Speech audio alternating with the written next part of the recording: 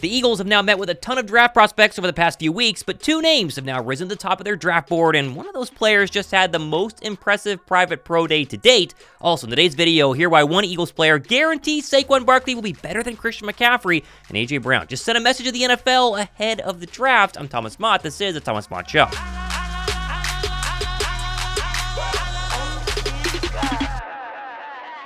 I don't think there are two players on this Eagles team I'm more excited to see how they integrate together than A.J. Brown and Saquon Barkley. Like, very rarely do you have a top wide receiver in the game pair up with a top running back in the game, and it seems like Brown, he's gearing up to dominate yet again in 2024 after he posted this video to his Instagram of himself working out and looking as explosive as ever heading into year 3 in Philadelphia. Oh, and he did change his Twitter profile pic to Kobe celebrating after the Celtics championship and responded to someone commenting that his profile pic already telling me what time this upcoming season, can't wait, to which A.J. Brown tweeted back, "You have no idea, man, one day at a time." AJ was also in Florida yesterday, and like all of us, seemed to enjoy an IG Live watching the eclipse. After everything AJ Brown endured last season, from having 125 plus yards in 6 straight games, having the media criticize him for not being a team player, to kind of having a little bit of a slump towards the latter half of the year, and then of course missing the playoff game, I'm just pumped to see if he can go from being a top 3, top 5 receiver in 2023 to vaulting all the way to number 1 in 2024. Oh, and as far as Barkley, his former Giants teammate, now Eagle teammate Campbell, told the Philadelphia Inquirer the other day that he's going to show people why he's the best running back in the league.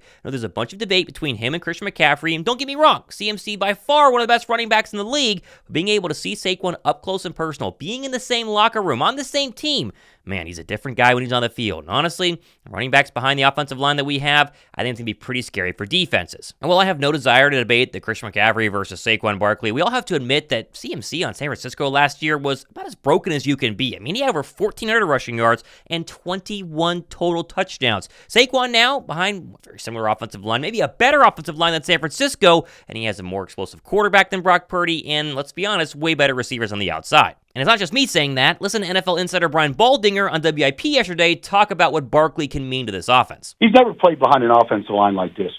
He needs a runway. He's not a guy that's just going to make people miss in a hole. He doesn't have tremendous, as big and strong as he is, he doesn't have great contact balance. But if you give him a runway, you're going to see big runs from him, explosive runs, 20-plus yard runs, the way we saw from him his rookie year in 2018.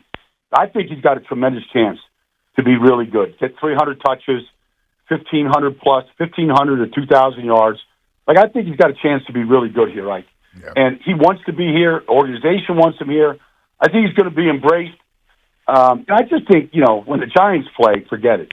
He's going to rip them apart, and that's a good thing. It's a division opponent. He's going to want to see them just end up in the cellar, like they might very well be. I want to hear your prediction for total touchdowns for Saquon Barkley down below. If Christian McCaffrey had 21 last year, is it safe to say Saquon could get half that? 10? 11? You think it's less than 10? Let me know in the comment section right now. Now, some of you guys know I'm actually getting married next month, and one of the main things my fiance and I have been wanting to focus on as we get ready for marriage is getting our finances together and also in order. And nothing has made that transition easier than today's sponsor, Rocket Money. Rocket Money is a personal finance app that helps you not only cancel unwanted subscriptions, but also helps budget and manage your money in a better way. It turns out my fiance and I were both paying for the same streaming services, so instead of manually canceling our duplicate subscriptions, we use Rocket Money to identify those recurring charges and then cancel the unwanted subscription right from the app. I think the best part, though, for me is the fact that you can set budgets by analyzing your spending habits and then deposit money into a smart savings account, which you can withdraw from anytime. My fiance and I have been very strict about our money since getting engaged, including making me basically go through an Excel spreadsheet every single month to make sure I know how much money we're spending, how much money we're saving, and that got so much easier with Rocket Money. So take control of your finances today, like myself and my fiance did. You won't regret it, trust me. You can try for free or unlock more features with premium at rocketmoney.com/Thomas Mott. Now, when it comes to blocking for Barkley, I would argue the Eagles have a top 10 offensive line, even with Jason Kelce not coming back this season, although the feeling around the league is that the Eagles themselves might not agree at all. For instance, Philadelphia continues to do their top 30 NFL draft visits. When you break down the 19 we know of so far by position, they've had almost double the amount of offensive linemen to the NovaCare complex as the next highest position, which is cornerback. And if there is one offensive lineman whose name keeps popping up again and again and again, it's Washington's superstar athlete Troy Fautanu, who met yet again with the Eagles a second time this week during an in-person meeting in Philadelphia. Now, Fautanu has all the tools Jeff Stoutland could want in a young offensive lineman. Like, he's a stud left tackle who could very easily be a right tackle to replace experience. Starts at the guard position as well, meaning he could start right away in for Tyler Steen at right guard. And a lot of people are echoing this. Like, PFN said he has flashy tools, he played well in the offensive line for some prospects, but being versatile and reliable is just as, if not as important. With his 2024 NFL Draft Scouting Report, Washington's Troy Fautanu qualifies as one of the most versatile blockers in this class. Now, that all sounds great. I think Fautanu is a really good player and could be very good in Philadelphia, but I'm just not really in on spending number 22 overall on an offensive lineman. I think you have bigger needs to fry, especially on the defensive side, especially if you're going to go ahead and take Fautanu and have him be the Lane Johnson replacement. Lane's at least here for the next, 1, 2, maximum 3 seasons. I want to spend my first-round draft pick on somebody who can make an instant impact right away, and for those of you saying, well, just play him at guard, I still feel like Tyler Steen has a chance to hold down that spot. Now, I'm not against drafting offensive linemen. You could easily take somebody, say, in round 2, 3, 4. That's where I would go with the offensive line, and Brian Baldinger via the Philly YouTube channel seemed to agree. Lane's going to play at least 2 more years, at least this year, next year. He's healthy. He feels good. He's on his training program. And last year at this time, he was coming back from, double hernia surgery. So, he's in a good place. Saw him yesterday. But look, you can never go wrong, drafting offensive linemen. I don't care if it's at 22 or 50 or 53. There's good players in this draft. Like, they lost a lot of depth this year, Bo. They lost, Suapeta. They lost Jack Driscoll. They lost Kelsey. They lost a lot of depth. And so you could draft a tackle and play him at guard. You could get value for him.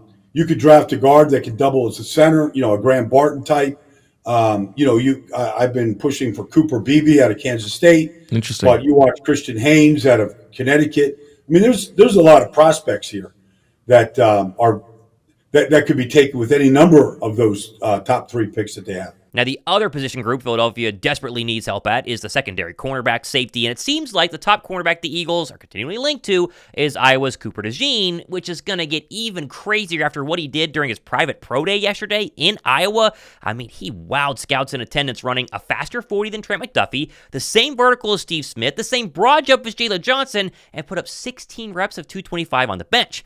For those who immediately want to comment, Thomas DeJean can't play corner on the outside in the NFL, he'll never hold up. Did you watch Iowa's defense last year? DeJean played 705 total snaps and allowed just 20 receptions for 194 receiving yards, 0 touchdowns, and 2 picks. PFN actually echoed the idea that even if Dean can't play on the outside, he's extremely versatile, saying he's drawn comparisons to current Eagles safety C.J. Gardner-Johnson. 20-year-old defensive back would likely compete immediately for a starting outside cornerback job opposite of Darius Slay. If DeJean failed to win that starting job there, he could push for the starting job next to Gardner-Johnson or even play significant snaps at slot cornerback. As NFL offenses can utilize their best players all over the field, defenses need chess piece-esque players like DeJean to combat those alignments. If I had to bet right now on the 2 top players on the Eagles draft board, who I would really think Philadelphia would draft if Howie Roseman was in my head saying, Thomas, they're going to take these 2 players, it's Fautanu, the offensive lineman from Washington, and it's Cooper DeJean. Now, does that mean the Eagles won't look at all these other players, a Quinion Mitchell, a Jared Verse, a Chop Robinson? No, and they might have them higher on their draft board. But my job for you